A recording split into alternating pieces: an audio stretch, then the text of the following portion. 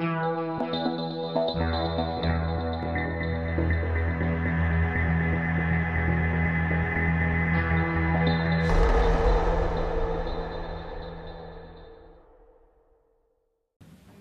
kako će uskoro postati Antigona. Kako će se iznenada roditi iz male zatvorene djevojke koju nitko u obitelji nije shvaćao ozbiljno. I dići se sama protiv čitavog svijeta. Sama protiv Kreonta, svog ujaka koji je kralj. Misli kako će uskoro umrijeti ako je mlada. I da bi ona veoma rado živjela. On je Antigonin zaručnik, a sve ga je vuklo prema izmeni. Njezina ljubav za plesove igre. Njezina želja za srećom i za uspjehom, ali i njezina putenost, jer... Izmena je mnogo ljepša od Antigone. Pa pogubit će nas. Naravno, svakom svoja uloga. On nas mora pogubiti, a mi moramo pokopati našeg brata. Tako su nam podijeljene uloge, što mi tu možemo? Razumjeti. Uvijek nešto razumjeti. Ja ne želim razumjeti. Obećat ćeš mi da je više nikada nećeš mrti. Sve uprlja svojim šapama. To stvorenje ne bi smjelo ulaziti u kuću. Čak njegu sve uprlja, obećaj mi da. Znači trebala bi je pustiti da sve uništi i pritom ne reći niti riječ.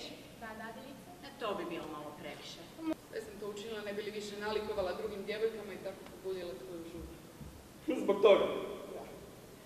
A ti si se nasmijao i posjećao si. I moja tvrdoglavu si pobjedila i otišla si. Dijete.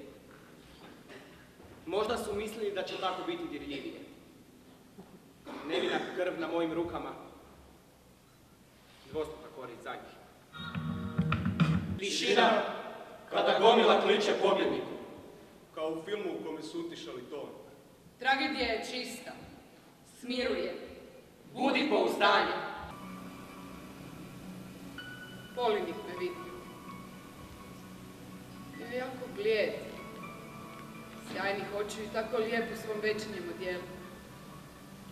Rekao mi je, gle, ti si tu. I dao mi je veliki cvijet od papira kojeg je donio iz svoje noći. Još više ćeš me prezirati.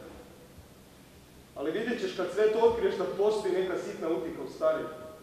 Antigona nas je odavno napustila i Antigona je odlučila ne živjeti. Misliš li da mogu prihvatiti taj vaš život? Dan. Jutra bez nje. I vaše blabete.